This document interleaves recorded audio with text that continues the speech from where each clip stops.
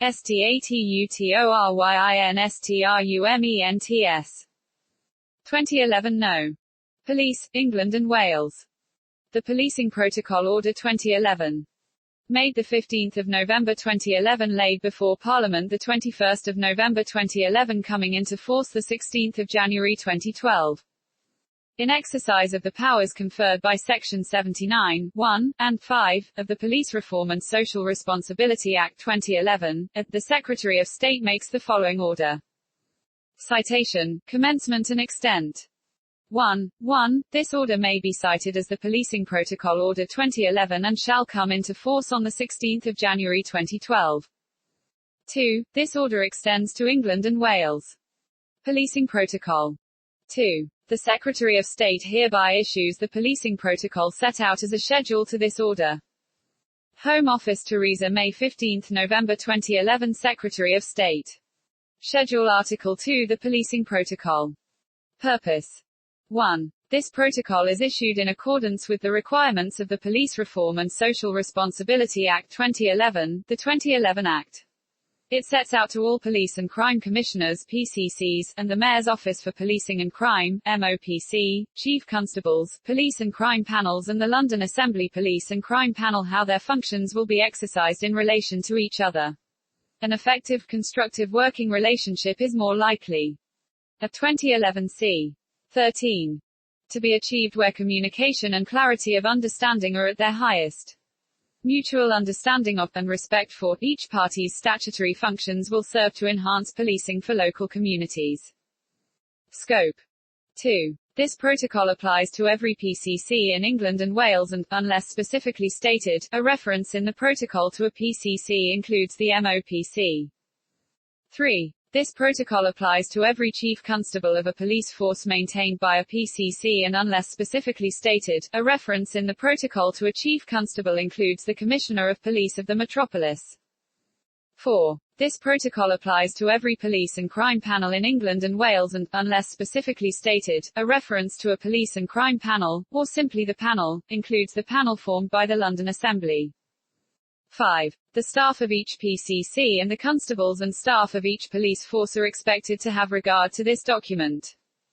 6. This protocol does not legally bind the Commissioner of the City of London Police or the Common Council of the City of London, which continues to form the police authority for the City of London.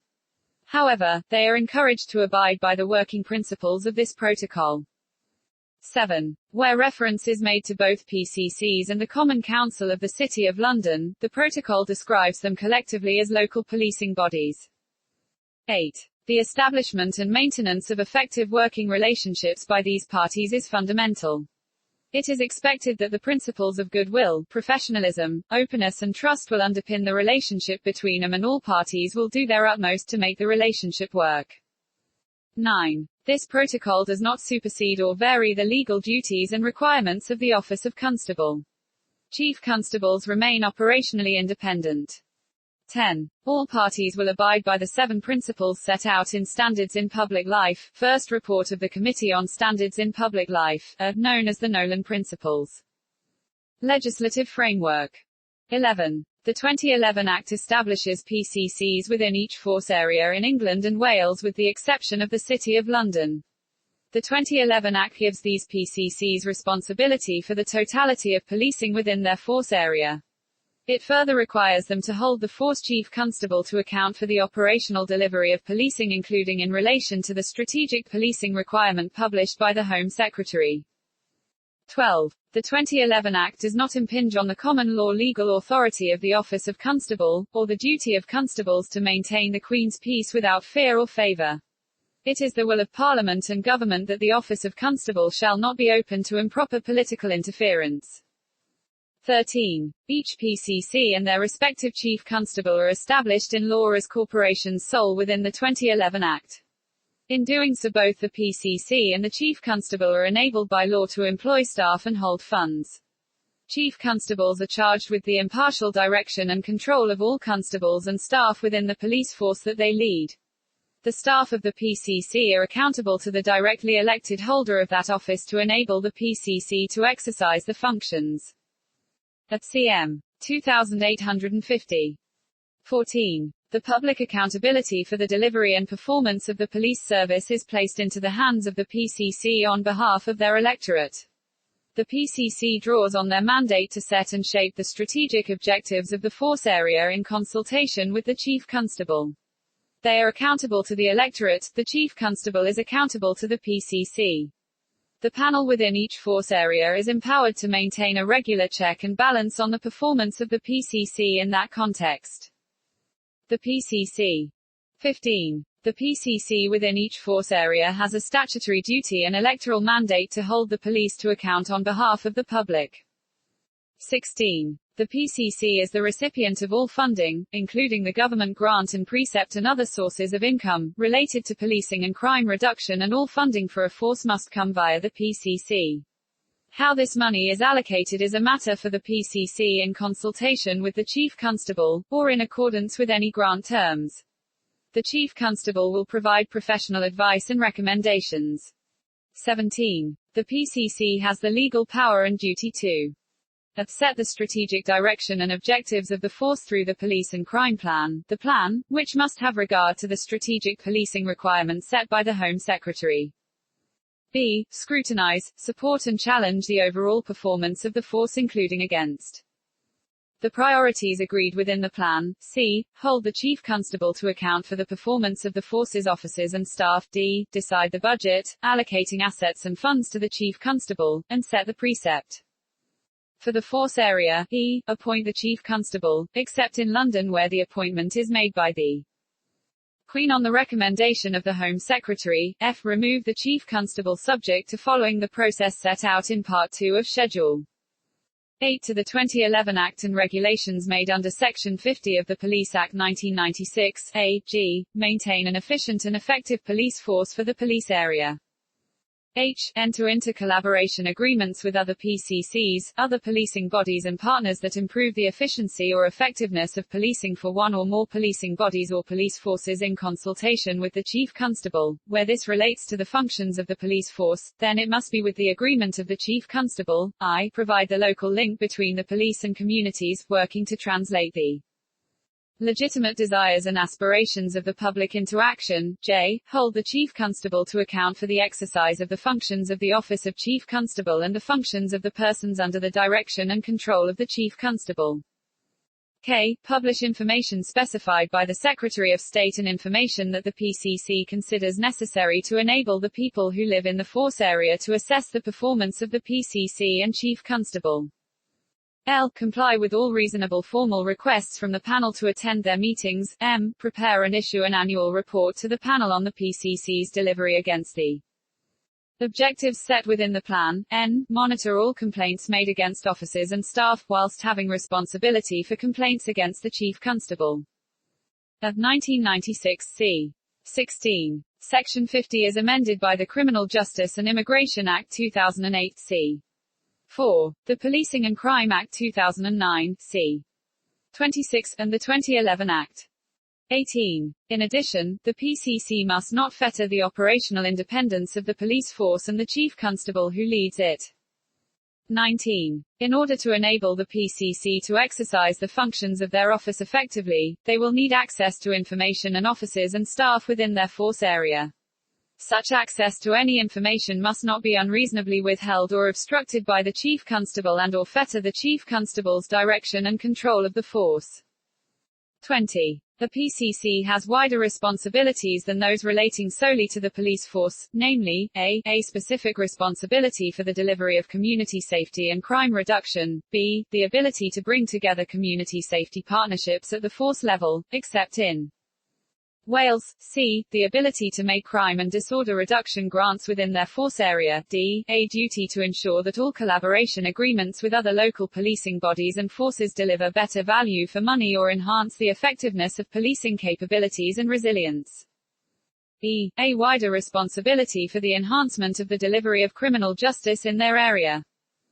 The Chief Constable. 21. The Chief Constable is responsible for maintaining the Queen's peace, and has direction and control over the force's officers and staff. The Chief Constable holds office under the Crown, but is appointed by the PCC except in London where the Commissioner and Deputy Commissioner of Police of the metropolis are appointed by the Queen on the recommendation of the Home Secretary. 22. The Chief Constable is accountable to the law for the exercise of police powers, and to the PCC for the delivery of efficient and effective policing, management of resources and expenditure by the police force.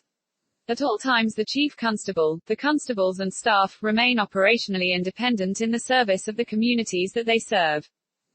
23. The Chief Constable is responsible to the public and accountable to the PCC for, leading the force in a way that is consistent with the attestation made by all constables on appointment and ensuring that it acts with impartiality, b. appointing the force's officers and staff, after consultation with the PCC, in the case of officers above the rank of Chief Superintendent and police staff equivalents, c. supporting the PCC in the delivery of the strategy and objectives set out in the plan, d. assisting the PCC in planning the force's budget, e. providing the PCC with access to information, officers and staff as required, f. having regard to the strategic policing requirement when exercising and planning their policing functions in respect of the force's national and international policing responsibilities.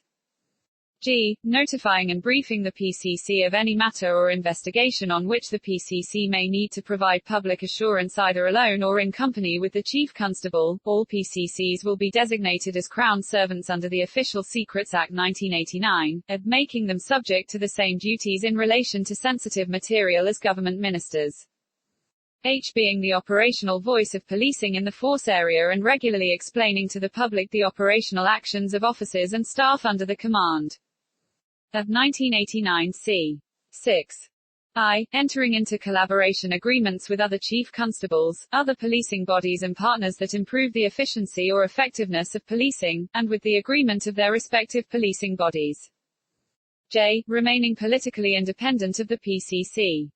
K. Managing all complaints against the force, its officers and staff, except in relation to the Chief Constable, and ensuring that the PCC is kept informed in such a way as to enable the PCC to discharge the statutory obligations in relation to complaints in a regular, meaningful and timely fashion. Serious complaints and conduct matters must be passed to the Independent Police Complaints Commission in line with legislation. L. Exercising the power of direction and control in such a way as is reasonable to enable their PCC to have access to all necessary information and staff within the force. M. Having day-to-day responsibility for financial management of the force within the framework of the agreed budget allocation and levels of authorization issued by the PCC. The panel. 24. The panel provides checks and balances in relation to the performance of the PCC. The panel does not scrutinize the Chief Constable, it scrutinizes the PCC's exercise of the statutory functions. While the panel is there to challenge the PCC, it must also exercise its functions with a view to supporting the effective exercise of the PCC's functions. This includes, the power of veto, outside the Metropolitan Police District, by a 2/3 majority of the total panel membership, over the level of the PCC's proposed precept. B. The power of veto, outside the Metropolitan Police District, by a 2/3 majority of the total panel membership, over the PCC's proposed candidate for Chief Constable. C. The power to ask Her Majesty's Inspectors of Constabulary, HMIC, for a professional view when the PCC intends to dismiss a Chief Constable. D. The power to review the draft plan and make recommendations to the PCC who must have regard to them. E. The power to review the PCC's annual report and make reports and recommendations at a public meeting, which the PCC must attend. F. The power to require relevant reports and information in the PCC's possession, except those which are operationally sensitive to enable them to fulfill the statutory obligations. G. The power to require the PCC to attend the panel to answer questions. H. The power, outside the Metropolitan Police District, to appoint an acting police and crime commissioner where the incumbent PCC is incapacitated, resigns or is disqualified, and I. Responsibility for complaints about a PCC, although serious complaints and conduct matters must be passed to the IPCC in line with legislation. 25. In order to reflect London's unique governance arrangements, the powers of the London Assembly Police and Crime Panel are different to those outside London in the following ways. The London Assembly has the power to amend the Mayor's proposed budget for the Mayor's Office for Policing and Crime by a two-thirds majority vote as part of the budget setting process of the Greater London Authority, GLA. B. In London, if the mayor is incapacitated, resigns or is disqualified, the Deputy Mayor of London would occupy the office of mayor, and thus the Mayor's Office for Policing and Crime, under the provisions of the Greater London Authority Act 1999, at the 1999 Act of 1999 c. 29. C. The London Assembly Police and Crime Panel does not have a formal role in the appointment or dismissal of the Commissioner of Police of the Metropolis or other senior police officers. D. The London Assembly Police and Crime Panel has the power to veto the appointment of a deputy mayor for policing and crime if the individual is not an assembly member, and has other statutory powers under the 1999 Act in relation to the Mayor's Office for Policing and Crime as a functional body of the GLA. E. Complaints against the holder of the Mayor's Office for Policing and Crime, and the Deputy Mayor for Policing and Crime if he is an Assembly member, will be dealt with in accordance with the GLA's existing standards regime, which operates under local government legislation. 26. The Chief Constable retains responsibility for operational matters. If the panel seek to scrutinise the PCC on an operational matter, the Chief Constable may be invited to attend alongside the PCC to offer factual accounts and clarity, if needed, of the Chief Constable's actions and decisions. The accountability of the Chief Constable remains firmly to the PCC and not to the panel. The Home Secretary. 27. The establishment of PCCs has allowed for the Home Office to withdraw from day-to-day policing matters, giving the police greater freedom to fight crime as they see fit, and allowing local communities to hold the police to account. 28. The Home Secretary is ultimately accountable to Parliament and charged with ensuring the maintenance of the Queen's peace within all force areas, safeguarding the public and protecting our national borders and security. The Home Secretary has reserved powers and legislative tools that enable intervention and direction to all parties, if it is determined by the Home Secretary that such action is necessary in order to prevent or mitigate risk to the public or national security. Such powers and tools will be used only as a last resort, and will not be used to interfere with the democratic will of the electorate within a force area, nor seek to interfere with the office of Constable, unless the Home Secretary is satisfied on the advice of Her Majesty's Inspectorate of Constabulary that not to do so would result in a police force failing or national security being compromised. 29. The Home Secretary retains the legal accountability for national security and the role that the police service plays within the delivery of any national response. The Home Secretary has a duty to issue a strategic policing requirement that sets out what are, in her view, the national threats at the time and the appropriate national policing capabilities that are required to counter them. Operational matters. 30. The operational independence of the police is a fundamental principle of British policing. It is expected by the Home Secretary that the professional discretion of the police service and oath of office give surety to the public that this shall not be compromised. 31. The current arrangements are defined in part by the 2011 Act. 32. Section 2 of the 2011 Act provides that a police force, and the civilian staff of a police force, are under the direction and control of the Chief Constable of the force. Section 4 makes identical provision for the Commissioner of the Metropolitan Police.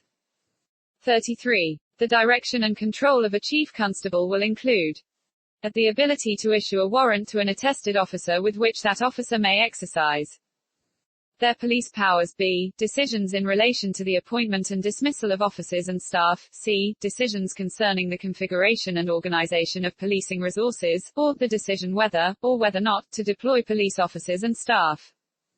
D. Total discretion to investigate or require an investigation into crimes and individuals as he or she sees fit. E. Decisions taken with the purpose of balancing competing operational needs within the framework of priorities and objectives set by the PCC. F. Operational decisions to reallocate resource to meet immediate demand, and G. The allocation of officers' specific duties and responsibilities within the force area to meet the strategic objectives set by the PCC.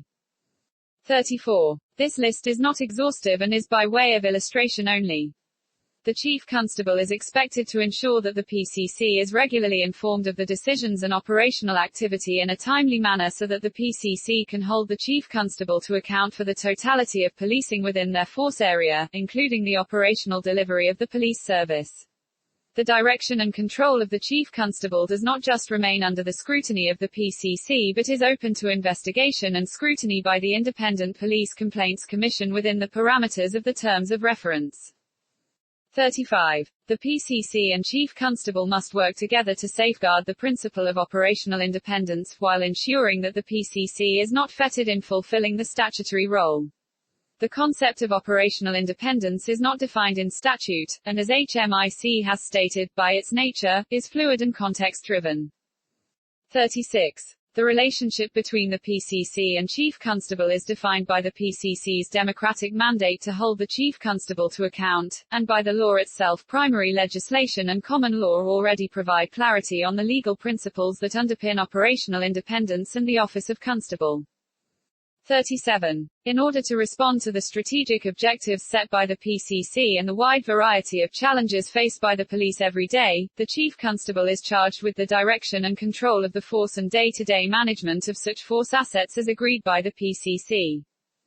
38. This protocol does not fetter the ability of the Independent Police Complaints Commission to issue separate guidance on the distinct meaning of direction and control, as it is used in Part 2 of the Police Reform Act 2002, in the context of police complaints. Financial responsibilities. 39. The PCC is ultimately accountable to the public for the management of the police fund.